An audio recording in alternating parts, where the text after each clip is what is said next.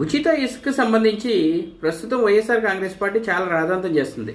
మనకు తెలుసు, కూటమి ప్రభుత్వం మేము అధికారంలోకి వస్తే ఉచిత ఇసుక ఇస్తామని అనౌన్స్ చేయటం, అలాగే వచ్చిన తర్వాత ఇసుక ఉచితం, బట్ లోడింగ్ ట్రాన్స్పోర్ట్ ఛార్జెస్ పెట్టుకోవాలి అని చెప్పి ఈ లోడింగ్ ట్రాన్స్పోర్ట్ ఛార్జీలు ఒక్కొక్క చోట ఒక్కొక్కలా ఉంటాయి. సో అందుకని ఒక చోట టన్ను 1000 అని ఒక చోట, 400 అని ఒక చోట, 600 అని ఒక చోట, ఇట్లా రకరకాల చోట్ల రకరకాల బ్యానర్లు పెట్టి ఇసుక రీచ్ల్లో కావచ్చు, యాడ్లో కావచ్చు అమ్ముతున్నారు.